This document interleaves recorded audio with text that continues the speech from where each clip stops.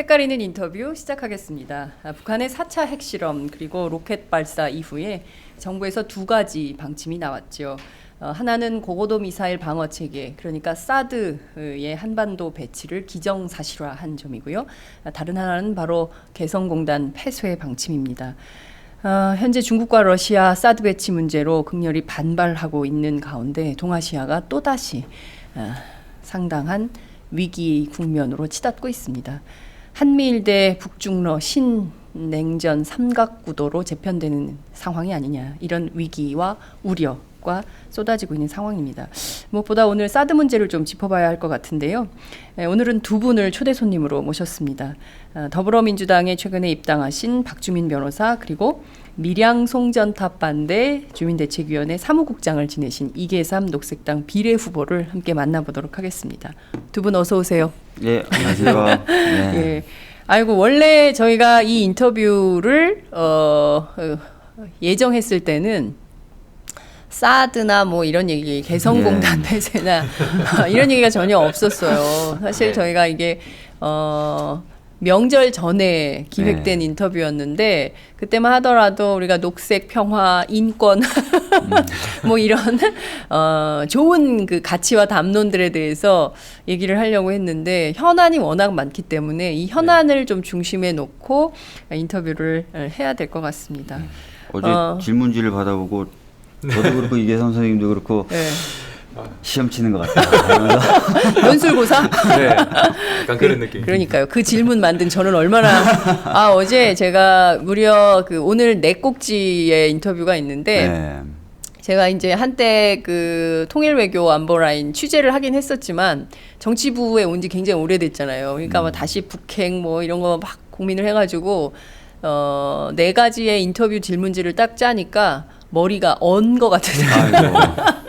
자정을 넘겨서 이제 일이 끝났는데, 내일 아침 5시에 또 나가야 되는데 어떡하지? 막 이러면서 머리가 딱 얼었다. 이 표현이 어디서 문학적 표현이라고 좀 해주면 좋겠네. 그런 느낌이 좀 났습니다. 여하간 지금 뭐 날마다 뉴스가 터지고 있습니다. 동북아 정세에 다시 화약고가 되고 있는 상황인데요. 좀 어떠세요? 뭐 북한 핵실험, 그다음에 뭐 어찌됐든 짝꿍처럼 로켓 발사, 뭐 한국 언론들은 뭐 미사일 발사 실험 성공 뭐 이렇게 쓰기도 하고, 또 연휴 중에 국회에서 북한을 규탄하는 결의문이 채택되기도 했습니다. 비상한 상황입니다. 하나하나 좀 짚어봐야 될 것 같은데요. 북한의 핵실험, 미사일 발사, 그리고 개성공단 폐쇄, 연이은 또 개성공업지구에 북한 측에서 다시 이제 군사 지역화하는 단계까지 와 있습니다. 어젯밤 10시 무렵에야 우리 측 인원들이 전부 군사 분계선을 넘어왔다. 그래서 현재 개성에 남아있는 남측 인원은 제로, 한 명도 남아있지 않은 상황인 것입니다. 개성이 텅 비었겠어요. 쭉 이 일련의 과정들이 설 연휴 중에 막 터졌어요. 저는 아줌마잖아요. 그래서 막 전 부치다가 야 미사일 쐈대 막 이런 얘기를 들었는데, 좀 두 분 어떠셨어요? 박 변호사님 어떻게 보십니까? 사실 굉장히 놀랐죠. 이제 북한의 핵실험도 놀랐지만 그것에 이어서 정부가 내놓은 대책들을 보면서 계속 놀랐습니다. 북한을 배제하고 오자회담을 주장하는 것도 약간 좀 놀랐었고, 그 다음에 개성공단 폐쇄로 또 이어지면서 저렇게 해도 되나? 이런 느낌을 좀 많이 받았었죠. 그렇군요. 이계삼 선생님은 어떻게 보세요? 예, 뭐 저도 사실 지난 몇 년 동안 계속 밀양 송전탑 문제를 중심으로 해상을 봐오다가 이번에 총선에 출마를 하게 되기도 했지만 이번 설 연휴 기간에 이 벌어진 일련의 일들, 지금까지 일들은 좀 계속 막 마음을 좀 이렇게 막 고동치게 한다 할까요? 막 가슴이 좀 막 두근두근거리고 그래요.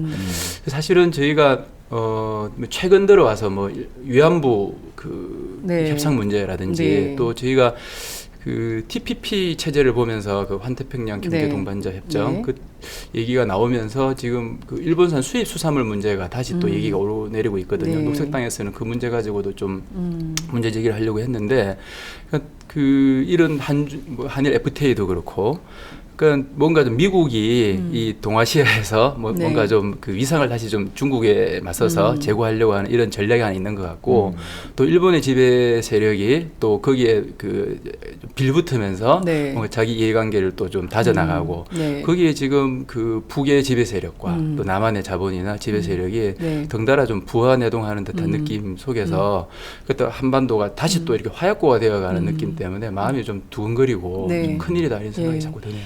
제일 큰 문제는 불안이 증폭되고 있다는 점인 그쵸. 것 네. 같습니다. 매일 아침 신문 보기가 두렵고요. 네네. 방송 뉴스 보기가 겁나서 특히 종편은 내일 전쟁 날 것 같아요.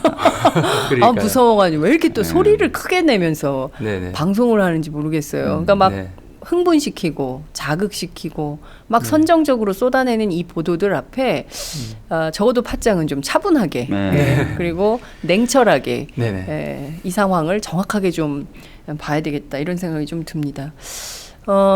굉장히 막 가슴이 답답하고 심각한 상황이지만 차분하게 좀 들여다봐야 될 이슈들이 있는 것 같아요.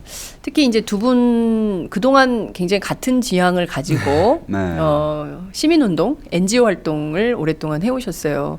박 변호사님은 인권 분야, 그리고 이제 이계삼 선생님은 학교 선생님 하시다가 교육운동에 예, 교육운동에 매진 좀- 정진하시다가 어느 날 갑자기 네. 불현듯 밀양에서 활동을 하시게 된 거예요. 그 얘기 조금 하고 넘어갈게요. 왜냐하면 잘 모르시는 분들이 네, 있으시기 때문에. 예. 네.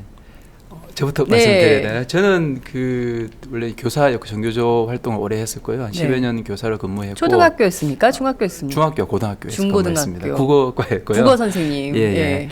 뭐 교육운동 영역에서 계속 발언하고 글 쓰고 활동을 했었고요. 네. 그러다가 제가 사는 곳이 또 밀양이었고 고향으로 이제 귀향을 한 경우인데요. 네. 그리고 밀양에서 2012년에 퇴직을 했는데 그 무렵에 또 밀양 송전탑 투쟁 과정에서 네. 그 70대 어르신께서 분신자결하는 일이 있었죠. 그래 그 일을 계기로 대책위 활동을 하게 되었고 결국은 그 일이 워낙 또 중대하고 네. 또 뭐 아주 그 긴급한 일이다 보니까 네. 계속 그 일에 머물러다가 지금은 이제 뭐 탈핵 탈송전탑 이 에너지 분야의 활동가로 계속 또 일하게 되었고 네. 급기야는 녹색당 후보로까지 나서게 되었습니다. 그렇군요. 일련의 과정이 한 편의 드라마 같아요. 네. 네. 박 변호사님은 이미 저희 두 차례 인터뷰를 네, 통해서 저는 뭐 말씀을 쭉 해주셨기 때문에 생략해도 예, 생략하십시오. 괜찮을 것 같아요. 예. 그 두 분을 응원하는 메시지가 벌써부터 막 쏟아지고 있어요. 아 진짜요? 박주미 변호사님 이번에 반드시 당선되어 바른 정치 해주시기 바랍니다. 바른 정치 해달래요. 좋은 정치도 아니고 똑바로 네. 바른 정치 해주세요. 이계삼님 환영합니다. 뭐 이런 의견. 그리고 한쪽 손으로는 경제 활성화, 한쪽 손으로는 경제 파괴, 아집의 정치, 이젠 공포의 정치. 도대체 이득이 뭐냐 이런 비판 네. 주고 계십니다. 모든 국민들이 지금 한 마음인 것 같습니다. 불안하고 이 국면을 어떻게든 지혜롭게 잘 넘겨야 되는데 도대체 어떻게 하려고 저러는 건가. 그러게 말입니다. 정말 답답하다. 왜 이러는 건지 정말 이런 얘기들이 나오고 있는 것 같습니다. 앞서 밀양 얘기 잠깐 해주셨어요. 네네. 지금 밀양 상황이 좀 어떻습니까? 2014년 네. 그 연말부로 한전이 송전탑 건립을 완료를 했고요. 그래서 송전을 시작했습니다. 시험 송전 단계다가 지금 물려 있는 핵발전소가 신고리 3호기인데요. 네. 신고리 3호기가 이제 그 시험 가동을 시작했거든요. 예. 그래서 뭐 전력이 생산이 되고 전력 개통으로 지금 전기가 병입이 되었어요. 네. 밀양 투쟁이 시작된 지가 2005년이거든요. 그래서 예. 작년 연말 12월 5일이 만 10년이 되었습니다. 그래서 저희 주민들과 같이 일단 뭐 투쟁 백서도 발간을 했고요. 10주년 기념 행사를 했습니다. 한전이 지금 그 주겠다고 하는 이른바 보상금이 있는데 그 보상금을 아직까지 300명 넘는 주민들이 수령을 아직 거부하고 있고요. 네. 그러니까 저들은 끝났다고 얘기를 하고 있지만 우리 주민들은 아직 아무것도 끝난 게 없다. 계속 싸우겠다. 그리고 밀양에 정의와 진실을 바로 세우겠다. 그러면서 계속 그 저항하고 있는 그런 상황입니다. 네, 할머님들 건강 괜찮으신가요? 예, 그 10년 사이에 많이 그 사이에 연로해지셨어요. 예, 늙으시기도 하고 또 말 안팎에서 일들이 워낙 많기 때문에 찬반 갈등이 있잖아요. 네. 그리고 또 한전과 공권력이 워낙 시달렸고 지금은 또 송전이 시작되니까 네. 그런 뭐 소음이나 또 그 이 전자파가 주는 아주 그 기분 나쁜 어떤 그런 파장들이 있어요 몸에. 네. 예. 그런 것들을 늘 느끼면서 지내시기 때문에 여러 가지로 힘들어하고 계십니다. 그렇군요. 네. 아유, 저희가 그 전자파 문제는 이따가 그 네, 사드와 네. 관련해서 그렇죠. 한번 네. 더 꼼꼼하게 들여다 보기로 하고요. 제가 이렇게 봤더니 그 두 분이 풍찬 노숙의 달인입니다. 앞서 밀양, 강정, 네. 쌍용자동차, 세월호. 특히 박주민 변호사님은 제가 세월호 때 너무 많이 뵀어요. 네. 누가 저렇게 길거리에서 잠을 자고 있나? 웬 노숙자 아저씨가 여기 와 있지라고 보면 박 변호사님. 그래서 제가 사진도 찍어서 트위터에 많이 올리기도 하고 그랬는데요. 그 정도로 이제 가족과 밀착해서 함께 해온 두 활동가로 볼 수 있을 것 같습니다. 지금 뭐 밀양은 그렇고 강정, 쌍차는 일부 노동자들이 현장에 네, 복귀했어요. 복직을 예, 했죠. 그거는 네. 정말 잘된 일인데 뭐 세월호는 저희가 두말할 나위가 없는 상황이고 네. 강정도 지금 짓고 네. 있죠. 해군기지. 그 많이 네. 진척이 됐는데 그럼에도 불구하고 매일 이제 공사장 출입구 앞에서 미사를 지내십니다. 하고 매일 그래서- 미사. 예, 그래서 네. 매일 신부님들이 들려 나오시죠. 그래서 네. 매일 하여튼 올라오는 사진들을 보면서 제가 답답해하고 있고 그런 상황입니다. 예. 그렇군요. 뭔가 좀 네 가지 무엇 하나 깔끔하게 해결된 문제가 없네요. 그죠? 네. 현장에서 최선을 다했는데 왜 문제가 이게 해결이 안 된다고 보십니까? 이계삼 선생님. 그러니까 뭐 우리 변호사님도 저도 그렇고 네. 그러니까 왜 그 이런 일들이 여기까지 와야 됐는가 이 문제인데요. 네. 정치의 책임이라고 생각해요. 그러니까 국가와 자본이 저지른 일들이잖아요. 다 사실은. 그렇죠. 예. 근데 그 밀양만 놓고 보면 그렇거든요. 그러니까 주민들은 도저히 받아들일 수 없는 일이었고 네. 10년 동안 저항을 하셨어요. 네. 그리고 그 과정에서 두 분이나 또 70대 노인이 목숨을 끊으셨고 뭐 400명 가까운 주민들이 입건이 되는 그 굉장한 저항이 있었거든요. 네. 그러면 그 국가와 자본이 저지른 일인데 그럼 그것을 보정하고 좀 갈등을 그 완화하거나 해결해야 될 책임은 정치에 있다고 생각해요. 그게 네. 정치에게 위임받은 그 시민들이 위임해준 그 일종의 그 권능인 거잖아요. 네. 너무 답답했죠. 그 주민들은 정보도 없고 네. 뭐 시골 어르신들이 그리고 혼자 다 독학을 하시면서 이 송전탄 문제와 핵발전 문제를 공부를 하셨던 거거든요. 그리고 뭐 자본과 그리고 언론 모든 것들이 사실은 그쪽 그 국가와 자본 편에 있는 건데 네. 그러면 그 보정하고 해결해야 될 역할은 정치가 해야 되는 건데 결국은 그 역할을 사실상 방기를 했는데도 책임의식을 좀 못 느끼고 있다고 생각해요, 정치가. 그래서 어떻게 보면 박주민 변호사님도 거의 같은 동기로 이제 정치에 나서게 된 건데 네. 결국은 정치를 좀 정치답게 해야 되는 거 아닌가. 풍탄 노숙은 결국은 어르신들이 혹은 세월호 엄마 아빠들 해서는 절대로 안 되는 일이잖아요. 그렇죠. 그분들이 그죠? 그들을 하게 한 거죠. 예, 그래서 그런 정치의 책임이라고 저희들은 생각하고 있습니다. 국가와 저지른 잘못을 정치가 올바로 해결을 해줘야 되는데 그 네. 역할을 못하기 때문에 네. 보니까 어제부터인가요? 백남기 어르신 관련돼서 도보행진을 또 시작했어요. 네, 시작을 했어요. 왜냐면 정부가 사과도 안 하지, 고발은 해놨는데 제대로 수사도 안 되고 있지. 그러니까 결국은 또 당사자가 도보행진을 하는 거예요. 그러니까 이 어떻게 보면 우리 사회에서 굉장히 이제 익숙한 광경인데 그렇죠. 사실은 네. 있어서는 안 되는 광경들이 그럼요. 그렇습니다. 너무나 빈발한 거죠. 이것들을 좀 사실 바로잡는 게 아까 이계삼 선생님이 말씀하셨던 것처럼 정치가 해야 되는 건데 지금 정치는 뭐 하고 있는 건지 네. 도무지 알 수 없는 그런 상황이죠. 전부 출마할 때는 국민의 눈물을 닦아드리는 정치를 네, 하겠다고 맞습니다. 말은 해요. 네. 근데 국민들이 눈물을 펑펑 흘리고 있어도 네. 손수건도 안 갖다 줘. 네. 네. 지금 그게 한국 정치의 현실이 아닌가 울건 싶은데. 말건 뭐 신경도 안 쓰죠. 울건 말건 네. 너는 울어라. 네. 어? 뭐 이런 식인 거예요. 아 정말 그 기득권 정치가 너무 그 이너서클화 되어가지고 국민들의 삶과는 진짜 괴리가 된. 뭐 입으로는 전부 생활 정치를 얘기를 하고 있지만 민생을 강조하고 그렇지만 정작 이런 국가와 자본이 저지른 피해자들을 위해서 도대체 우리 정치가 뭘 하고 있느냐 이런 질문에서부터 출마 결심을 하게 되신 두 분인 거 아닌가 싶습니다. 녹색당으로 출마를 결심하셨어요. 네네. 여러 정당인데 왜 하필 녹색당입니까? 저는 녹색당 그 창당 준비위원회 시절부터 밀양 때부터 당원이었고, 녹색당을 하신 네네, 건가요? 그렇습니다. 네, 원래부터 녹색 정치가 가장 중요하다고 생각을 해왔고요. 네. 그런 의미에서 보면 박주민 변호사님보다는 저는 좀 번민이 좀 덜 했을 것 같은데요. 네. 그 한국 정치에서도 특히 그 녹색 정치의 영역이 굉장히 중요하고 실제로는 그 필요성이 대체로 또 공감을 하고 있다고 저는 여겨져요. 그런데 네. 그런 가치를 담고서 정치를 하려고 하는 세력이 녹색당인데 네. 그들에게는 또 이 시민권을 정치적 시민권을 문턱이 너무 높은 거죠. 결국은 이 녹색당이 원내에 진입해야만 네. 이런 아까 밀양 송년탑 문제를 포함한 이런 일들이 정치 영역 안에서 풀릴 수 있을 거라 생각을 했기 때문에 저는 뭐 의심 없이 녹색당으로 출마하게 되었습니다. 그렇군요. 당선 가능성은 별로 생각 안 하시는 겁니까? 그렇죠. 지금 뭐 너무나 소수 정당에 불리한 그 틀이기 때문에 오늘 같은 이런 이 기회조차도 저희 녹색당에 흔치 않아요, 사실은요. 뭐 정당 지지율 조사에도 배제가 되고요. 굉장히 많은 활동을 지난 4년간 했어요, 녹색당이. 네. 했는데도 정치 과정 속에 반영되는 틀이 지금 전혀 없는 거거든요.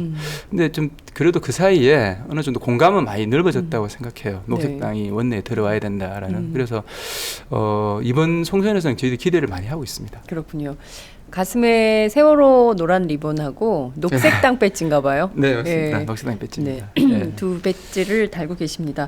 근데 이런 얘기도 합니다. 녹색당이 그 워낙 소수 중심 아니냐. 네. 그래서 사실 정당의 외피를 쓰고 있긴 하지만 실질적으로는 사회운동 하고 있는 거 아니냐. 이제 이런 비판도 운동사회 내부에 존재하더라고요. 네네. 그러니까 정당이면 정당다운 뭐 이런 게 있어야 되는데 여전히 좀 그 무브먼트 네. 운동적 관점으로 접근하고 있는 거 아니냐 이런 비판도 있던데 그건 좀 어떻게 보세요? 글쎄요, 그 녹색당이 책임을 좀 진다는 거는 저희 뭐 좀 억울한데요.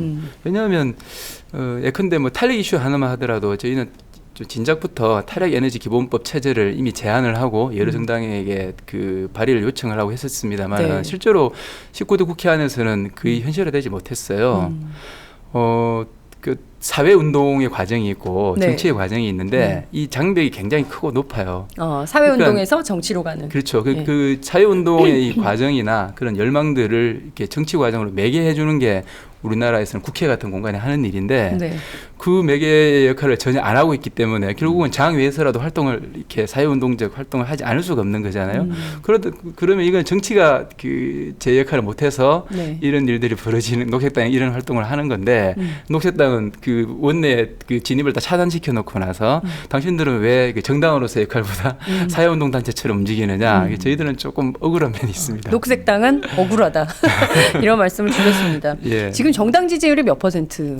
지지율 조사를 저희가 할 수가 없죠. 왜냐하면 그 이 여론조사 기관에서 네네. 원내 정당만을 그 하기 때문에 네. 그래서 그 정당 지지도 조사가 사실은 그 인지도를 또 높여 나가는 과정이기도 그렇죠. 하거든요. 예. 근데 그런 과정에서도 지금 배제가 되어 있는 거예요. 네. 그렇군요. 자체 조사는 안 하십니까? 녹색당 내부에서? 뭐 자체 조사를 하는 저희가 그 알고 있기로는 네. 비용이 워낙 많이 드는 일이기 때문에 이렇게 뭐 주기적으로 하지는 못하고 있고요. 예, 그렇지만 지금은 인지도가 워낙 낮기 때문에 네. 사실상 이게 의미 있는 조사라고 보기엔 좀 어렵지 않나 그렇군요. 이렇게 보고 있습니다. 저희 프로그램을 듣는 전국의 애청자들이 굉장히 많으시고요. 그리고 네. 전 세계 119개국에서 와.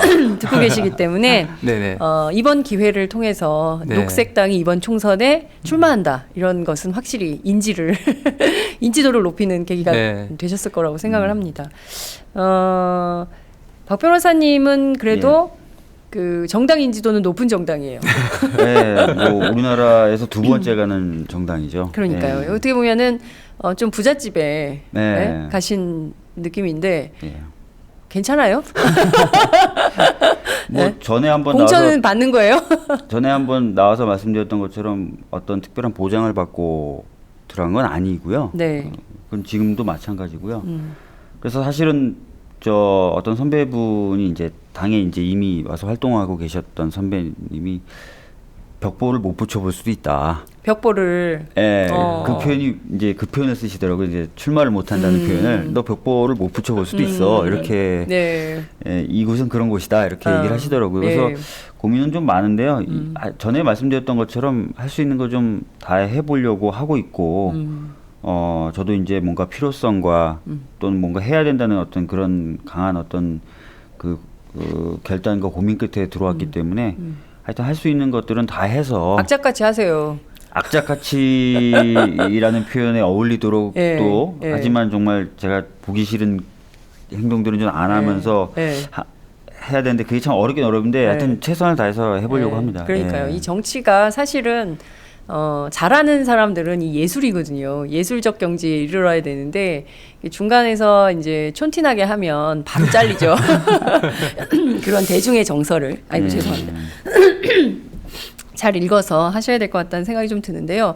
제가 주변에 좀 이렇게 취재를 해봤어요. 박주민 변호사, 이계삼 선생님의 정치 진출을 좀 어떻게 보십니까? 그랬더니 그 양반들은 정치가 아니라 정치 운동하려고 그러는 거 아니야? 뭐 이제 정치보다는 운동 아니야? 이제 이렇게 얘기를 하시는 분들이 계시더라고요. 실제 좀 그 마음가짐이랄까요? 네. 자세랄까요? 이런 건 네. 좀 어떻습니까? 사실 정치와 정치 운동은 정말 다른 거잖아요. 그렇죠? 네네. 네. 이계삼 선생님은 어떻게 보십니까? 저 미랑 송년탑 할 때 경험을 좀 말씀드리고 싶은데요. 네. 저희가 어르신들하고 같이 뭐 여러 가지 일이 있어서 네. 국회를 방문할 일이 되게 많았습니다. 근데 그 어르신들이 올라올 때는 이제 우리의 정체성은 기본적으로 저희의 조끼나 티셔츠 이런 거거든요. 그럼 국회의원회관에서 검색대가 있어요. 그렇죠. 그러면 거기서 그 근무하시는 분들이 네. 꼭 티셔츠를 반입을 못하게 해요. 아, 그 네. 티셔츠를 입으면 국회 못 들어가. 예, 예. 그 조끼 입으면 국회 못 들어가. 그래서 네. 좀 굉장히 좀 수치스러운 일이었는데요. 네. 정말 처음에는 납득이 안 돼서 막 고함을 고래고래 지르면서 싸우기도 하고 그랬는데 예. 그리고 결국은 옷을 화장실에 가서 벗어서 네. 그 가방 안에 넣고 그냥 다른 옷으로 통과를 하게 해줘요. 그리고 국회 그 본청을 들어갈 때는 네. 반드시 국회 경위들이 제 어르신들 몇 명씩 따라다닙니다. 굉장히 그 인권 침해 이거 국회에서 이럴 수가 있나 싶은데요. 거기는 민의의 전당인데. 너무 모멸스러웠어요. 근데 이게 저는 사실은 오늘날 그 국회 혹은 정치사회의 중요한 그 현 주소라고 보여져요. 네. 그러니까 저희가 보기에는 정치가 아니라요. 이른바 그 국회는 정치가 계급들이의 공간이라고 생각합니다. 네. 그렇죠. 그래서 저희들은 그 박주민 변호사하고 이렇게 생각이 이 지점에서는 또 출발선도 그렇고 비슷하다고 생각하는데요. 네. 정치 운동이 필요한 거예요. 예. 그 아까 말씀드린 인너스클로서 그러니까 예. 그들 정치가 계급은 선거 시간만 빼면 나머지 네. 시간들은 실제로는 그 인너스클 그 안에서는 그들에게 우호적인 세력들과 네. 같이 얘기하고 시간을 보내고 네. 그 교감하는 거겠죠. 저희 국회의원회관을 방문을 또 들어가서 네. 그 보좌관 분들도 참 만나기 되게 어렵거든요. 근데 그 만나면 저희들은 밀양에서는 어르신들이 계속 뭐 문자 메시지도 보고 잘 되어 가는지 뭔가 새로운 얘기를 좀 들었는지 하지만 실제로는 그 보좌관님들은 네. 수많은 그 파일 폴더에서 예, 예. 이렇게 찾다가 겨우 밀양 폴더를 찾아가지고 밀양 이거군요 뭐 이런 수준이에요. 저희 비애를 느끼지 않을 수가 없죠. 이런 상황에서 그 정치 활동이 네. 얼마나 중요한 것인지 뭔가 좀 부딪히고 그들의 인너스클의 세력들과 그래서 저는 뭐 기본적으로 그런 열망을 중심으로 좀 활동하려고 하고요. 그런 면에서는 우리 박 변호사님도 굉장히 비슷하리라 생각합니다. 네. 박 변호사님. 실제로 비슷해요. 그 사실 정치를 보면 정말 그들만의 리그가 있고 네. 그 안에서 그들만의 문법으로 이야기를 해요. 근데 정치라는 게 뭐 여러 가지 어떤 책이나 이런 걸 찾아보면 사회에서 발생하는 다양한 갈등들과 요구들을 받아 안아서 정치적인 어떤 의제로 만들고 그렇죠. 그래서 정치적인 의제를 둘러싸서 토론과 논쟁을 통해 가지고 방법을 찾아내는 거잖아요. 합리적인 방법을. 예. 그런데 아까 말씀드렸던 것처럼 그들만의 리그에 갇혀 있고 시민들이 뭘 생각하고 뭘 고민하는지를 안 살피다 보니까 시민사회에서 갖고 있는 여러 가지 고민과 갈등이 의제화되질 못해요, 제대로. 그러니까 이제 그거를 이제 벽이라고 얘기하기도 하고 저는 또 문턱이라고 얘기도 하고 하는 이런 것들을 느끼는 거죠. 네. 그럼 이거를 어쨌든 없애고 정치의 원래적 기능, 즉 시민사회에서 도출되는 여러 가지 어떤 고민과 갈등을 의제화하는 어떤 이런 기능을 회복하기 위해서는 저는 시민들, 국민들과 계속 만나야 된다고 생각하거든요. 이게 어떻게 보면 남들 눈에는 운동하는 거다라고 보일 수 있는데 저는 이게 오히려 정치하는 거라고 생각합니다. 예, 정치는 이렇게 해야 된다고 저는 생각을 하는 거고요. 그 정치의 문법을 바꿔버리는 정치운동. 이것이 정말 필요한 때가 됐다. 이미 굉장히 기득권화돼 있고 한 번 국회의원 되면 재선, 3선 그렇죠. 어떤 분들은 막 20년, 20년, 25년씩 막 정치, 24년씩 막 정치 이 국회의원으로서 군림을 하지만 정작 뭐 자기 지역구의 의제나 이런 거에 대해서는 별로 관심. 밀양도 그렇지 않습니까? 밀양 지역구 의원이 밀양 송전탑 문제에 대해서 적극적으로 싸웠습니까? 뭐 초반부에는 나름대로 활동을 한다고 했는데 어느 순간부터 새누리당 의원이죠? 새누리당이죠. 예. 그리고 이명박 정부 시절에 굉장히 뭐 그 권력 핵심부에 있는 분이라고 스스로 뭐 자평으로 조혜진 의원. 아, 조혜진 의원 그 어느 유명한. 순간부터는 어느 순간부터는 탁 놓더라고요. 그리고 한정과 정부의 입장을 대변하기 시작했고, 그랬습니다. 그 한정과 정부의 입장을 대변하는 국회의원이 또 되잖아요, 근데. 그러니까요. 참 그런 아이러니한 상황을 어떻게 이해를 해야 될지 참 답답한 이런 문제가 있는데요. 정말 중요하게 정치의 문법을 바꾸는 그 문화운동을 좀 적극적으로 하셔야 되는 두 분을 모시고 저희가 얘기를 좀 하고 있습니다. 앞서 저희가 이제 사드 얘기를 좀 했었는데요. 네네. 이 사드 배치가 처음에는 뭐 되니 안 되니 오지 않는다느니 대통령 연두회견에서 사드가 공식적으로 나왔지만 그것은 뭐 기자가 질문하는 거니까 그냥 답변하는 거지 뭐 실질적으로 우리가 뭐 이거를 배치를 한다는 것은 아니다라고 이제 국방부가 계속 이제 사드 뭐 공식적으로 결정난 바 없다.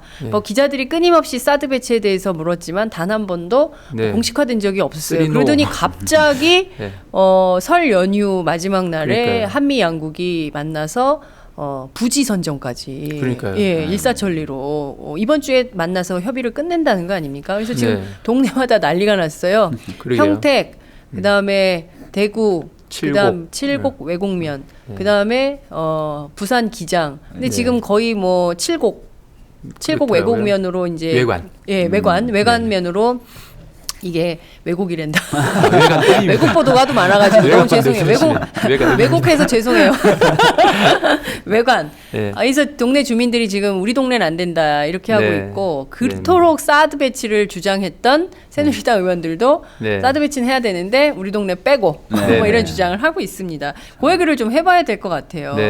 앞서 이제 환경적인 문제, 인체에 미치는 영향 이 문제 좀 잠깐 언급을 해주셨는데요.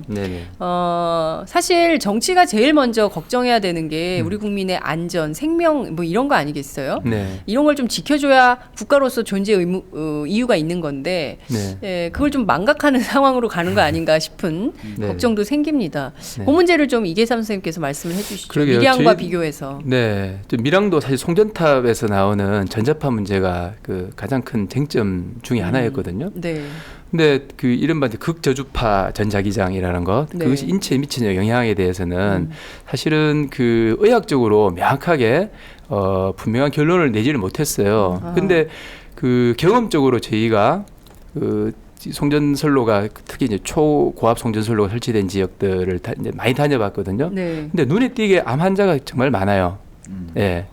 암 환자가 많다. 송전선. 통계적으로 통계적으로 유의미한 수치 정도로. 그래서 지금 뭐 충남 당진 같은 경우는 뭐 충남도에서 지금 그 역학조사를 이제 들어가기도 하고 그랬는데요. 근데 이 사드 같은 경우는 저희도 찾아보니까 뭐 굉장하더라고요. 그러니까 일단 반경 한 3.6km, 그러니까 이 엑스밴드 레이드의 이 경사 각 130도 안 내에서는 기본적으로 사람이 출입을 해서는 안 되는 구역으로 허가받은 인원만 들어가야 되는, 그리고 뭐 5.5km 이내에는 일단 그 앞에는 아무것도 없어야 되고 개발지 없어야 되고 뭐 항공기를 비롯해서 여러 가지 물체가 이동해서는 안 되는 그 정도. 그러니까 엄청난 전자파를 극저주파 전자기장을 내뿜는 그 시설인 거예요. 굉장히 위험한 시설인 거죠.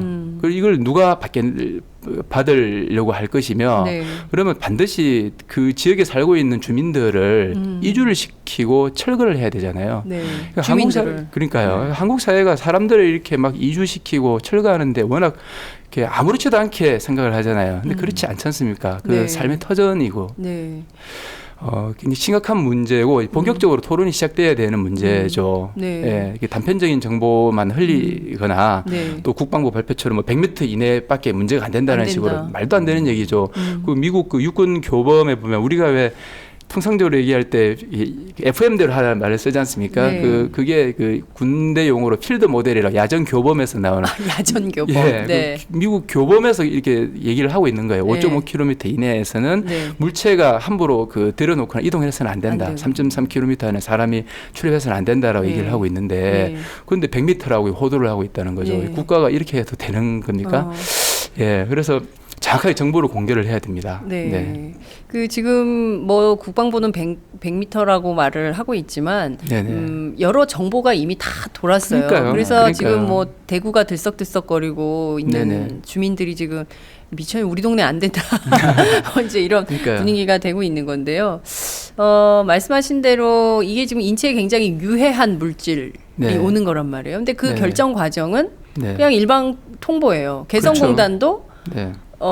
정부가 결정했으니까 따르시오. 이런 그러니까요. 거에서 지금 무슨 소리 하고 있는 거냐. 지금 거기다 우리가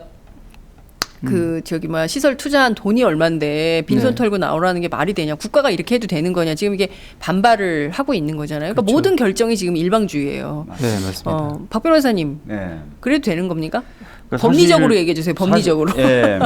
법리적으로 좀 말씀을 드려야 되겠는데요. 네. 이제 밀양 같은 경우에서도 문제가 됐었던 게 환경영향평가법에 따른 설명회, 주민 설명회만 형식적으로 하면은 모든 해줘. 공사를 다 할 수 있도록 되어 있어요. 이 설명회가 얼마나 형식적이냐면 뭐 전체 주민의 뭐 적어도 몇 프로 이상 와야 된다 이런 규정이 전혀 없습니다. 그냥 하기만 하면 돼요. 네. 그래서 밀양 같은 경우에도 0.6%. 예, 송전선로 경과지. 에 있는 주민들만을 기준으로 놓고 봐도 네. 거기 거주하는 주민의 0.6%만 모여서 설명회가 이루어졌는데 네. 모든 절차는 다 끝났다라고 끝난 거예요. 하면서 네. 밀어붙인 거고요. 네. 강정도 거의 비슷합니다. 강정도 거의 비슷해요. 그래서 네.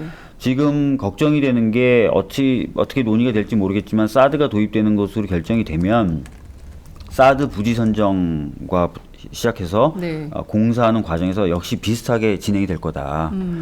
즉 주민들에겐 굉장히 형식적이고 요식적인 설명회만 네. 주민들이 실제로 설명회 열리는지도 모르는 설명회만 하고 네. 수용을 다 하고 이제 너희들 다 니들 땅 집 다 수용됐으니 나가라라고 하고 안 평택 하면 대출이 때 그러지 예, 않았습니까? 안 하면 이제 경찰이나 네. 이런 사람들이 들어가가지고 평택 네. 도둑이 대출이 때 보면 거의 군사작전 그러니까요. 같지 않습니까? 예. 그렇게 밀어내고 이제 기지가 설치가 되겠죠. 예. 그렇군요. 좀 한마디 좀 거들고 싶은데요. 그 새누리당에서 보면 그 네. 아주 적극적으로 이걸 찬성하는 의원들 있잖아요. 도입을 네. 주장하시는 의원들. 예, 예. 이분들이 좀 나서야 될 것 같아요. 이 문제에 대해서. 새누리당 의원들이 나서야 그렇죠. 된다. 그러니까 이 자기 소신대로라면 네. 그러니까 원래 보수의 중요한 규범이 네. 자기 책임성이라는 거잖아요. 그렇습니다. 예. 그러니까 자기 주장에 대해서 네. 스스로 모범을 보이는 예. 것인데 이분은 지금 국어 선생님이기 때문에 아주 분명하고 정확하게 지금 교육적 차원에서 말씀을 하고 네. 계신 거예요. 그러니까요. 예. 이런 문제에 대해서 공론화를 하고 네. 그 주민들에게 뜻을 물어야죠. 네. 주민들의 뜻도 묻지 않고 그냥 밀어붙이기 식으로 강행하면 네. 이번엔 이제 외관에서 또 난리가 나는 거예요. 그러니까 뭐 아직 결정은 네. 안 났어요. 어떤 네. 부지로 어떻게 될지 뭐 갑자기 네네. 뭐 어떤 뭐 새로운 뭐 땅을 신대륙 발견할지 정부가 알 수는 네네. 없지만 지금은 뭐 그렇게 좁혀져 가고 있는 상황인데 근데 이게 국민들한테 보면은 강정 때도 보면은 화순을 원래 하려고 그러다가 네. 네네. 화순 화순에 맞아요. 청년들하고 이런 사람들이 딱 결집해서 싸우니까 네. 약한 곳으로 옮겨간 거예요. 네. 그러니까 이게 약한 어떻게 동네로 보면 동네들끼리 이제는 막 또 싸워야 될 수도 있어요. 네. 서로 서로 예. 저쪽으로 가라 저쪽으로 가라 예. 막 이렇게 하면서 그러면 이게 님비처럼 또 비춰지겠네요. 예, 지금 혐오시설 우리 동네 안 된다 이렇게. 그러니까요. 예. 이렇게 그렇게 비춰지고 들어오는 지역의 사람들은 그거 당연히 반대하겠죠. 그럼 종북이라 그럴 겁니다 이제. 종북이라 그럴 거고. 종북? 예, 너희 종북이니까 이거 반대하는 거다. 사드 들어- 반대하는 거다. 그렇게 또 그러니까 결국은 또다시 이제 국가 없는 국민들 같은 느낌을 받게 되는 그런 그렇죠. 국민분들이 굉장히 많이 생길 수도 있어요. 네. 근데 참 이런 생각이 좀 들어요. 우리 국민들이 옛날 같지 않거든요. 그리고 네네. 이제 미디어, SNS 뭐 이런 거 팟캐스트에 얼마나 노출 빈도가 높습니까? 그래서 웬만한 건 다 알아요. 박근혜 대통령이 내가 머리가 좋아서 이거 다 외운다고 얘기를 하지만 우리 국민들은 이미 벌써 딱 그 질문지 보면서 대조하면서 보고 있는 이런 나라거든요. 그렇죠. 근데 이런 방식으로 계속 그 밀어붙이는 거에 대해서 참 이게 납득할 수 없는 누가 봐도 코미디다 이렇게 생각할 수밖에 없는 건데요. 말씀하신 대로 새누리당 의원들이 적극적으로 나서야 되는데 이분들이 네. 그렇게 하겠을까 할까라는 의구심이 좀 들어요. 원칙대로라면 사드 우리 동네로 와라. 왜냐면 우리가 요청했으니까. 그럼요. 네, 네. 우리 동네로 가져가겠다. 네. 이렇게 적극적으로 나서야 되는데 지금 그런 분은 한 분도 없어요. 유승민 의원 같은 분이 네. 또 공교롭게도 그 자기 지역구가 지금 그 후보지 중에 하나로 지금 거론되고 있는 거잖아요. 네. 그리고 뭐 그 핵무장론을 주장했던 그 원유철 의원 네. 원내대표 네. 평택이잖아요. 예. 또 후보지 중에 하나고요. 네. 그러니까 좀 정직해야 된다고 생각해요. 정직해라. 네. 네. 아까 뭐 바른정치 박주민 변호사님께 말씀하셨는데 네. 그 이 사드에 대해서 네. 평소에 갖고 있던 그런 분명한 소신이 특히 뭐 우리 유승민 의원 같은 경우 굉장히 강경한 분이었잖아요. 네. 그러면 자기가 믿고 있는 바에 따라서 네. 이것이 정말 그 지역 주민들에게도 안전하고 심지어는 뭐 도움이 될 수도 있고 네. 또 더 큰 틀에서 국가 안보에 굉장히 기묘하다라는 걸 갖다가 일단 자기 지역 구민들에게 먼저 설득을 해야죠. 네. 네. 그 단순하게 이제 사실 설득한다 그러면 약간 좀 기준이 애매모호할 수도 있고 절차도 애매하니까 저나 이제 이계상 선생님이 평상시 얘기하는 것처럼 이런 대규모 국책 사업이 있을 때 사전에 주민들에게 설명을 충분히 하고 동의를 얻는 절차를 좀 마련할 필요가 있고요. 네. 근데 이런 제도는 외국에 굉장히 많습니다. 뭐 네덜란드에 보면은 국민 참여 제도라고 네. 있고요. 프랑스 네. 같은 경우에는 국가공공토론위원회라는 게 아예 설치가 돼 있어가지고요. 일정 전력 이상의 어떤 송전선이 지나간다거나 뭐 비행장을 만든다거나 하면은 여기서 공개적인 토론을 다 거치게 돼 있어요. 법률적으로. 네, 법률적으로. 예. 그리고 지역 주민들이 반대도 할 수 있고요. 네. 그러면 또 협의하고 협상하고 이러면서 계획도 수정하고 이런 식으로 하게 돼 있거든요. 그러니까 그게 합리적으로 길을 네. 찾는 거 아닙니까? 이렇게 하는 이유가 뭐냐면 예. 수백 년 동안 이제 이 나라도 발전을 이루었잖아요. 네. 그 전에는 이 나라도 이제 몰래 결정하고 밀어붙이고 이런 식으로 해왔는데 그거보다 이게 더 효율적이라는 거예요. 그리고 네. 민주주의에 그럼요. 부합한다는 거예요. 네. 그래서 이런 제도들을 거의 대부분의 유럽 국가들은 갖고 있거든요. 우리나라도 사실은 노무현 정부 때 2005년도에 법안까지 다 만들었었어요. 네. 공공 갈등 관리 기본법안이라고. 예. 근데 입법이 안 됐습니다. 그렇죠. 예. 이런 것들을 좀 만들어 놓으면 네. 뭐 유승민 의원이나 김무성 의원 욕할 거 없이 이 법의 시스템에 따라서 그러니까요. 사드가 지금 뭐 한 2019년, 20년대야 실제로 배치된다니까 예. 만약에 진짜 배치가 결정된다면 예. 저는 배치에 대해서 원칙적으로 반대하는 입장이지만 예. 결정이 된다면은 이런 제도에 따라서 그렇죠. 님비라고 욕 안 먹고 네. 종북이라고 욕 안 먹고 노숙농성 안 하시고도 여러 가지 합리적인 절차들을 또 통해 가지고 해결될 수도 있다고 생각하거든요. 네. 그러니까 이런 네, 것들 좀 마련됐으면 좋겠다는 생각이 있는 거죠. 예. 박 변호사님이 들어가셔서 이런 법을 만들어야 된다는 의견이 아니죠. 있네요. 그 둘이 같이 녹색당하고 같이. 네. 아니 두 분 같이 계시니까 좀 네. 비슷하게 생기셨어요. 그러니까 제가 네. 트위터를 저는 안 하는데 네. 이제 트위터에 돌아오는 말들을 이제 가끔 이제 검색해서 보는데 네. 둘 중에 누가 박주민이냐 이런 트위터가 올라오더라고요. 정말요. 예. 너무 근데 이제 똑같이. 네, 똑같이 생겼다. 예. 오른쪽 뿔테 안경이 박주민, 눈물 표시. 그렇군요. 올라오더라고요. 예. 네. 원유철 새누리당 원내대표 얘기를 했는데요. 이런 그 원내대표 측에서 이런 얘기가 나왔습니다. 안보상 사드가 필요하다고 얘기는 했지만 네. 지역을 정해서 우린 얘기한 적이 없다. 그리고 이완영 의원도 네. 지금 경북 고령 성주 칠곡 예. 이 지역구인데요. 확인한 바로는 우리 칠곡은 거의 안 들어서는 걸로 알고 네. 있다. 네. 향후 주민의 의사를 존중해서 결정해야 된다. 이제 이런 얘기 입장선회를 하고 있어요. 네. 이 새누리당 의원들이 사드가 필요하다고 세게 얘기했다가 결국 네. 상황이 오니까 입장을 바꾸는 이런 상황이거든요. 네. 이건 좀 어떻게 보세요? 꼭 뭐 예전에 어떤 연예인이 연예인? 그 음주운전 소동 때 뭐 네. 술을 마셨지만 음주운전 아니다라는 얘기와 똑같은 얘기죠. 네. 필요하다고 얘기를 해놓고 나서 어느 곳에 가야 된다면 그건 나는 모르겠다라는 게 그렇군요. 그것도 일반 필부가 아니라 네. 그 가장 책임 있는 자리에 있는 사람이 네. 한다는 건 뭐. 그러니까요. 참 예. 이런 무책임한 정치가 네. 없어야 되는데 걱정입니다. 또 다른 한편으로는 네. 이 사드가 갖고 있는 위험성이나 또 그 앞으로 벌어질 일들에 대한 네. 그 어떤 일이 이제 앞으로 일어날지에 대해서 미리 그 보여주는 일종의 한 반증이라고 생각합니다. 네. 네. 지금 뭐 주민 부지 선정부터 주민 갈등은 뭐 불을 보듯 뻔한 것이고 네네. 사실 이게 뭐 그러니까 국내 이슈로 보자면 국민들의 생명과 안전을 위협하는 요소이기도 하고 그래서 우리 동네는 곤란하니까 부지 선정에서 주민 갈등, 그러니까 국내적인 갈등이 굉장히 많이 벌어질 수밖에 없는 상황이고 또 동북아 정세로 보자면 러시아하고 중국이 반대하고 있기 때문에 또 네네. 다른 측면에서의 안보 위기를 부를 수 있는 것이어서 굉장히 신중해야 되는 문제를 이렇게 막 결정해도 되는 것인가에 대해 정치적으로는 따져봐야 될 문제들이 되게 많은데 실제 돈도 심각하게 많이 아, 들어갈 그럼요. 네네. 예정입니다. 이게 전부 국민 세금으로 써야 되는 거잖아요. 네네. 국방비 예산이 증액될 수밖에 없는 상황인데 사드 한 개 포대 만드는데 1조 원이 1조 든다는 5천. 거예요. 1조 1조. 그리고 1조 5천. 네. 그러면 소파 규정에 따라서 음. 우리는 부지하고 기반 시설 만드는 걸 하고 또 미국은 운영비 뭐 네. 이런 거를 낸다는 거예요. 이게 이미 정해져 있나 봐요. 그러니까 소파에. 소파에. 한미 주둔군 지휘협정에 따르면은 사실 미군은 미군에 부대되는 무기를 도입할 수가 있죠.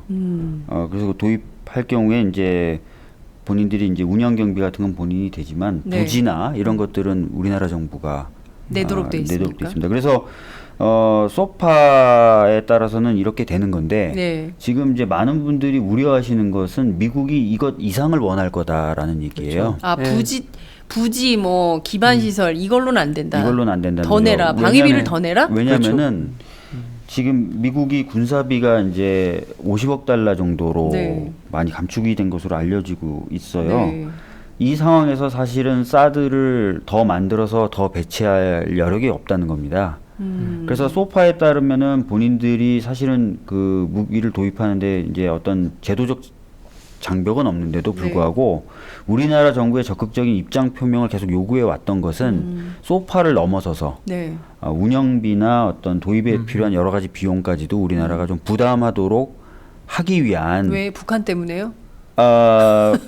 지금 거기에 대한 논란도 많죠. 아, 참 하여튼 이게- 그런 예. 비용을 더 추가로 한국 정부에게 우리나라 정부에게 부담시키려는 포석이 있는 거다라고 지금 많은 사람들이 보고 있는 거고 만약에 그런 식으로 이제 부담을 소파 규정을 넘어서서 네. 한국 정부가 우리나라 정부가 이제 부담하게 될 경우에는 소파와 다른 내용이기 때문에 사실은 국회의 동의를 좀 받는 것이 맞다고 생각합니다. 근데 또 우리나라 정부는 뭐 지금까지 해왔던 것처럼 마치 이제 위안부 협상이나 한일 군사정보 협상 정보 협정이나 이런 것처럼 이런 건 뭐 국회 동의를 받아야 되는 조약이 아니야 뭐 이렇게 네. 하면서 적당히 또 이렇게 국회 통제나 감시 없이 이런 어떤 결정들을 할 수 있을 것 같아서 그런 부분도 좀 걱정이 되는 거죠. 예. 참 이게 걱정입니다. 말씀하신 대로 국민 생명 안전도 위협이 되죠. 국민들 엄청난 갈등 돈. 불을 보듯 뻔하죠. 돈도 다 우리 세금으로 내야 되는 거고 네, 네. 지금 소파 규정을 벗어나는 수준에서의 방위비를 더 내야 된다면 네네. 월급도 안 올라 죽겠는데 물가는 계속 올라서 그리고 네. 회사에서 언제 잘릴지 모르는 네, 네. 위험천만한 상황에서 세금은 더 그렇죠. 죄송합니다. 더 뜯어가겠다. 이번 그 사드 배치 비용 가지고 뭐 그 자료를 보니까 뭐 1조 5천억. 네. 그러니까 그 운영 유지비 빼고 네. 그 비용만 해도 제가 경남에 살고 있는데요. 네. 경남에 이제 무상급식이 문제가 되잖아요. 그래요. 근데 그 경남에 한 15년에서 18년 정도의 경남 지역에 그 학생들 무상급식 비용이라고 하더라고요. 네. 그렇군요. 그 효과도 의심스럽고 네. 뭐 제대로 잘 안 될 거라는 얘기가 벌써 지금 막 나오고 있잖아요. 네. 미군 군사 전문가들에게도. 근데 지금 여기에 이런 어마어마한 비용을 쓴다라는 게 기가 막힌 일이죠. 정말 이렇게 어마어마한 비용을 쓰고 사실 국민 안전과는 거리가 먼 쪽으로 결정이 되고 이거는 국가안보 차원에서 내려진 결정이니 일방적으로 통보하고 네. 당신들은 따르시오. 근데 이게 사실은 대북에 대한 어떤 제재 또는 대북에 대한 북한에 대한 어떤 조치라고 얘기를 하고 있는데 좀 애매한 부분들이 더 있어요. 아까 네. 말씀드렸던 것처럼 이제 사드라는 것이 이제 알려진 바로는 굉장히 사정거리가 긴 뭐 한 5,000km 이상 되는 그렇습니다. 장거리 네. 고도가 미사일이죠. 40에서 네. 150km 네. 이상 되는 미사일들을 주로 요격하는 체제로 알려져 있기 때문에 네. 과연 북한에서 발사하는 미사일이 우리나라에 떨어지는 것을 막기 위한 체제냐라는 의문이 계속 제기되고 있는 거고 그래서 그렇죠. 중국이 그렇죠. 지금 예. 우려를 표명하고 예. 있는 거 아닙니까? 거기다가 사실은 그 개성공단 폐쇄를 해가지고 북한을 좀 옥죄려고 했는데 개성공단에서 북한이 벌어들인 연간 수익이 1억 달러래요. 네, 1억 달러. 근데 중국하고의 교역 규모가 63억 달러랍니다. 맞습니다. 63배 되기 때문에 진짜로 북한에 어떤 압력을 가하려면 중국과의 공조가 필요해요. 네. 근데 사드를 갖다 붙이는 순간 네. 중국은 절대 공조를 할 수가 없죠. 그렇죠. 그래서 사실은 북한에 대한 어떤 제재 수단이라는 것을 효과가 생각했을 없다는 거 때도 아닙니까? 예, 예. 차라리 그러면 사드를 좀 안 얘기 안 하든가. 하고 예. 대북을 중국을 적극적으로 끌어들여 가지고 확실하게 북한을 좀 압박을 한다. 네. 이런 전략으로 가든지. 네. 네. 뭐 아무것도 아니면서 굉장히 그 긴장만 높이는 이상한 결정을 지금 한 그렇죠. 거여서 예. 대부분의 전문가들이 약간 좀 이거 뭐냐, 뭐야? 이게. 그렇죠. 이렇게 되고 상황이에요. 있는 상황인 것 같습니다. 예. 예. 네. 총선용이라고밖에 볼 수 없는 거죠. 결국 선거용이다. 안보 이슈, 예. 예, 그 분위기를 타겠다는 거잖아요. 그래서 좀 그 이럴 때는 오히려 그 이른바 진보 진영도 있지만 네. 이른바 보수 진영에서도 이 정확한 셈법 계산을 좀 해야 되는 거잖아요. 네. 예. 그러니까요. 네. 아니 그리고 사실 우리나라 무역이 중요하다고 얘기하지 않습니까? 예. 무역 중에 25%가 중국과 교역을 하고 있어요. 양에. 그리고 우리나라는 사실은 내수 시장이 굉장히 침체되어 있기 때문에 중국 네. 관광객분들이 와서 소비를 해주지 않으면은 굉장히 네. 힘들다는 거예요. 그렇죠. 예. 근데 여러 가지로 지금 중국에서는 사드가 지금 한중 관계 마지노선이라는 발언, 그런 취지의 발언들을 하고 있거든요. 예. 예. 근데 이거를 지금 과연 이런 그 후과까지도 지금 검토하고 이런 지금 수순으로 나가는 건지 아까 네. 말씀드렸듯이 대로 효과나 이런 것도 다 미지수 보는데 그런 신중함 속에서 결정을 내리고 있는 건지에 대해서 참 답답하다는 거죠. 예. 말씀하신 대로 지금 도무지 이해할 수가 없어요. 전문가들이 보더라도 분석이 잘 안 그러니까요. 되는 네. 수를 두고 있는 거거든요. 그런 다음에 박근혜 정부에서 주장하는 게 우리가 선제적으로 대북 제재에 나섰으니까 중국도 동참해라. 네.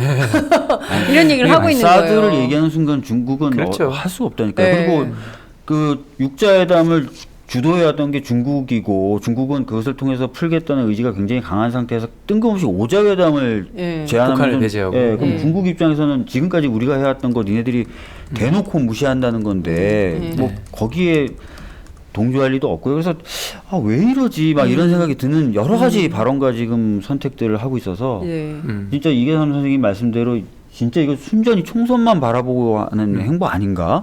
네. 아니 그럼 모든 거 다 날려도 총선만 승리하면 된다는 건가? 막 이런 생각이 드는 거죠. 그거 굉장히 지금. 위험한 네. 생각이시죠. 만약에 네. 정말 총선만 승리하면 다 된다. 총선에서 200석이 목표다. 그래서 네. 개헌하려고 다른 이슈들은 뭐 어떻게 돼도 좋다라고 한다면 그 굉장히 무책임한 태도로 볼 수밖에 그러니까요. 없는 것이죠. 네.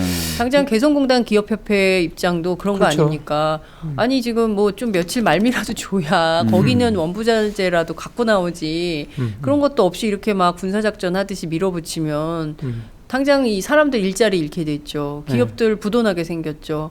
지금 주가도 엄청 빠졌거든요. 네. 그렇죠. 그러니까 이게 지금 아니 어느 날 갑자기 설 명절에 이런 일을 당한 거예요. 그죠? 참 이 답답한 국면을 국민들의 의사는 묻지도 않고 따지지도 않고 그냥 밀어붙이는 거예요. 언론 그런 보도를 정치. 보니까 네. 그 이 사드 배치에 대해서 아주 진전된 태도로 나오게 된 그 계기가 네. 그 박 대통령이 시진핑 주석하고 전화 통화를 할 때 네. 이번 그 로켓 발사 사태를 두고서 어쨌든 뭐 시진핑 주석은 대화로 풀어야 된다라고 네. 얘기하면서 그 남한의 태도에 그 편을 좀 덜 들어주는 듯한 네, 네. 그런 뉘앙스로 그 발언이 이어지니까 네. 그 이후에 전격적으로 이제 그냥 네. 바로 결정을 중국에 했죠. 대한 그러니까 이게 제대로 된 리더십인지 저희가 너무 의심스러운 거예요. 대통령이 이런 중차대한 문제를 중국에 대한 태도가 우리 바람과다 좀 미진하니까 좀 세게 나가보자라고 이 당란 거철이라는 말이 있는 건데, 예, 그 일련의 과정들이 결국은 대통령의 판단으로부터 계속 좀 이어지고 있는 거잖아요. 그리고 대통령이 직접 결정한 사안이다. 예, 라고 하죠. 그렇게. 그리고 이미 지금 알려진 대로 통일부 장관이 홍영표 장관이 끝까지 반대를 했다. 네, 뭐 라는 부채해졌다 그러더라고요. 뭐 그분은. 얘기가 네. 나오고 있습니다. 아, 정말 그 박근혜 대통령의 판단으로 밀어붙이고 있는데 이것이 유효한 판단이었는지에 대해서는 이제 곧 이제 판가름이 날 텐데요. 네. 문제는 이제 정치권에서 이 이슈를 좀 받아서 그러니까요. 좀 반대 여론을 만들거나 네. 또 반박할 수 있는 틀을 만들거나 뭐 이렇게 해야 되는데 부잣집 더불어민주당이 지금 잘 안 보여요. 그 움직임이. 당내에서 좀 어떤 움직임이 있습니까? 뭐 굉장히 좀 신중한 것 같다는 느낌을 받죠. 그래서 저 같은 경우에는 좀 답답함을 많이 느끼는데 네. 일단 뭐 하여튼 개성공단 폐쇄에 대해서는 굉장히 지금 뭐 약간 경악한다는 정도의 수준인 네. 것 같아요. 어떻게 10년 돼 있었고 어떻게 보면 북한과의 유일한 대화 채널이 될 수도 그렇습니다. 있는 그거를 저렇게 끊어버리지 무슨 진짜 대책이라도 있는 건가? 그런 상황인 것은 뭐 분명합니다. 예. 그러니까요. 지금 보면 7.4 남북 공동성명 이전으로 예. 돌아갔다라는 비판,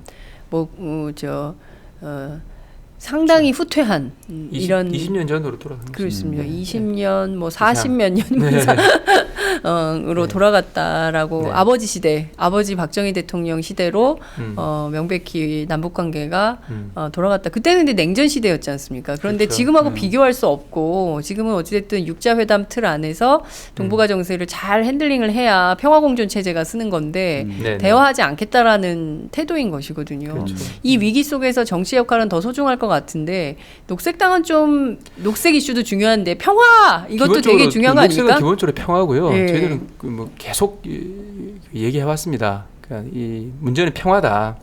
그러니까 마치 이 동아시아 정세 속에서 네. 그 남한의 민중이든 북한의 민중이든 네. 다 이게 장기판의 쫄처럼 졸로서 바라보고 있는 거잖아요. 아, 네. 그리고 뭐 조금만 더 멀리 가게 되면 꼭 뭐 청일 전쟁 당시의 어떤 그런 상황, 강대국들의 전쟁을 네. 우리 땅에서 대리로 수행해주는 거기에 동원되는 네. 남북한의 민중들인 거잖아요. 네. 저는 아까 그박 대통령 얘기를 좀 했는데 네. 그런 판단을 전격적으로 하고 사드 배치까지 네. 그리고 개성공단 폐쇄까지 그리고 그 이 후과를 별로 걱정하지 않는 듯한 이 태도 속에는 기본적으로는 야당을 포함해서 이 반대 세력들의 어떤 그 흐름을 굉장히 좀 뭐 시쳇말로 하면 좀 얕잡아 보고 있다고 저는 보는 거거든요. 그런 걸 두려워한다면 아무리 총선의 안보 이슈가 중요하다고 하지만 그렇게까지 할 수 없는 거잖아요. 네. 그러니까 결국은 이 시작은 계속 그 원점에서 다시 출발할 수밖에 없는 것 같아요. 그러니까 이런 프로그램을 통해서라도 아주 작게라도 이 문제가 좀 이렇게 알려지고 네. 작은 공론이라도 좀 형성이 돼야 된다. 네. 결국 풀뿌리로부터 시작할 수밖에 없다. 중요한 거는 여러 가지 뭐 국제 정세, 그런 뭐 강대국들의 이해관계, 자본의 이해관계, 업무 뭐 이런 얘기들을 할 수가 있지만 기본적으로 민중의 평화인 거잖아요. 네. 네. 이게 우리 평범하게 살아가는 사람들의 삶에서 왜 문제가 돼야 되고 그러니까 우리가 그 뭐 황우석 사태 때는 우리가 막 생명과학 공부를 해야 되고 네. FTA 때는 경제 공부를 하게 되고 네. 송전솔로 문제 우리 때는 국민들이 핵발전 똑똑해요. 때는 네. 원자력 공부를 해야 되고 네. 그러니까 그렇게 교양이 쌓여져가는 것도 있지만 한편으로는 자꾸 체념이 쌓여가는 거잖아요. 이래서 되겠나? 그렇죠. 결국 저들대로 다 되겠지라는 체념이 사실 한편으로는 굉장히 맞습니다. 깊게 자리하고 있는 거잖아요. 예. 결국은 여러 가지 과정들이 있는데 이 사드 문제가 좀 기본적으로 정치적 이슈로 빨리 부상을 해야 되고 그리고 이번 총선이 또 네. 하나의 중요한 계기가 되어서 이게 반대 세력이라 할 수 있는 시민사회의 네. 어떤 역량이 다시 한번 좀 그 크게 한번 갱신되는 그런 계기가 되어야 된다 생각합니다. 말씀하신 대로 과거 같으면 정말 이런 일이 있으면 전부 시청 앞에 모여야 몰려 되는 나와서 일이죠. 막 네. 촛불 들고 네. 이런 그 반대하는 여론을 만들었던 우리 국민들인데 미국산 쇠고기 촛불 이후에 그리고 워낙 경찰 폭력이 뭐 물대포 쏘고 국민이 사경을 헤매고 있어도 사과조차 하지 않고 있고 백남기 선생님 대책위가 도보순례를 해도 아랑곳하지 않고 있기 때문에 많은 국민들이 또 다른 측면에서는 자괴감이나 열패감이 있는 것 같아요. 그래서 우리가 싸운다고 될까? 우리가 나간다고 될까? 이런 회의적인 시각이 굉장히 많고 결국 그것이 이제 정치 무관심으로 자리 잡아서 강고한 30%를 유지하고 있는 이런 상황인 것 같습니다. 이걸 좀 깨야 우리 정치가 바뀔 것 같은데 박 변호사님 어떤 좀 대안이 있을까요? 어떻게 하면 좀 국민들에게 흥과 뭐 열기와 열정과 이런 것들을 좀 찾아주는 정치가 될 수 있을까요? 그러니까 사실은 민주주의이기 때문에요. 네. 국민들이 바라시면 결국은 될 겁니다. 그러니까 제가 이제 자주 쓰는 말인데 중구난방이라는 말이 있지 않습니까? 네. 그러니까 민중의 입은 국민의 입은 막기가 어렵다. 그래서 결국 그걸 막으려던 왕이 쫓겨나서 왕이 없는 체제 공화라는 말이 중국에서 만들어졌지 않습니까? 네. 결국은 그렇게 될 겁니다. 그런데 이제 그 과정이 굉장히 쉽지는 않겠죠. 그러니까 쉽지는 않겠죠. 네. 그래서 이제 그런 것들을 좀 더 쉽게 만들 수 있는 여러 가지 제도들을 조금씩 만들어야 된다고 제가 계속 얘기했던 겁니다. 그러니까 선거제도를 개혁해서 많은 분들의 의사가 정확하게 전달될 수 있는 선거제도를 만들 필요도 있고, 그 다음에 검찰이라든지 국정원 같은 권력기구를 국민들이 쉽게 감시하고 통제할 수 있는 검사장 직선제라든지, 네. 경찰도 영국 같은 경우에는 시민이 참여하는 위원회에서 후보를 내거든요. 네. 그런 식으로 좀 하고 하면 점점 이제 국민분들이 갖고 있는 권한과 수단이 늘어나게 되고 그것을 통해서 경제 민주화든 아니면은 정치 민주화든 네. 아니면 이런 어떤 그 안보와 관련된 여러 정책 결정이든 직접적인 영향력을 많이 미치실 수가 있겠죠. 네. 그런 것들을 위해서 좀 노력들을 좀 해나가려고 하는 거고. 네. 최근에 제가 이제 읽었던 여러 가지 사례들 중에 보면 아이슬란드 같은 경우에는 금융으로 갑자기 급성장했다가 금융위기가 와서 굉장히 그렇습니다. 어려워진 어려워졌잖아요. 나라죠. 그래서 이제 그 당시에 이제 아이슬란드 정부가 영국이라든지 네덜란드 같은데 고리로 돈을 갚겠다고 결정했는데 네. 레이캬비크라는 그 수도에 프라이팬을 두들기면서 맞아요. 국민들이 다 모여서 그렇죠. 해가지고 맞아요. 결국 그걸 다 무효화시키고 어업으로 돌아가는 그런 결정을 하셨잖아요. 그리고 그 결정대로 지금 이 성과를 발휘해서 지금 건전하게 지금 경제를 회복하고 있단 말이에요. 그러니까 사실 국민들이 원하고 계속 움직이시고 하면은 될 수밖에 없습니다. 그러니까 그런 어떤 것을 가지고 희망, 비록 우리나라 사례는 아니지만 희망을 좀 가져주셨으면 좋겠다는 말씀 좀 드리고 싶네요. 네. 중구난방이란 말이 참 좋은데요. 또 그런 비슷한 말이 있잖아요. 중구삭금이라고 이 민중의 입이 쇠를 녹인다지 네. 않습니까? 저는 중구삭금. 전적으로 동의하고요. 결국은 지금은 또 풀뿌리로부터 시작할 수밖에 없는 일인데 그러니까요. 사람들이 이 사드 문제만 하더라도 그게 마치 저 우리랑 내 삶과 아무 관련 없는 문제로 생각하잖아요. 네. 거기에 들어가는 돈이 그리고 또 사드가 배치되었을 때 그 주변 지역에 어떤 그 영향을 미치는지 네. 대부분 잘 모르시는 문제잖아요. 결국은 이런 이 팟짱 같은 데서부터 그 중구 민중들의 입이 계속 이제 열리도록 하는 길밖에 없는 것 같아요. 그렇습니다. 지금은 너무 지금 당장 집집마다 프라이팬 하나씩 진짜 들고 사드 문제로 프라이팬 다 들고 나서 두들기시면서 그러니까요. 네. 우리도 아이슬란드처럼 네. 꽃보다 청춘이 아니라 TV 프로그램만 보시지 말고 우리도 아이슬란드 국민들처럼 정말 프라이팬을 들고 나가서 정말 우리의 목소리를 제대로 낼 필요가 있겠다라는 말씀을 좀 드리고 싶습니다. 두 분 정치인이 그 선두에 선다면 국민들이 좀 믿고 신뢰하고 따라갈 수 있을 것 같다는 생각도 좀 듭니다. 굉장히 신뢰를 많이 잃어버렸는데요. 우리 정치가 두 분이 그런 신뢰를 회복하는 그런 계기도 좀 마련을 해주셨으면 좋겠다라는 당부의 말씀을 좀 드리면서 오늘 말씀 여기까지 듣도록 하겠습니다. 고맙습니다. 네, 감사합니다. 예.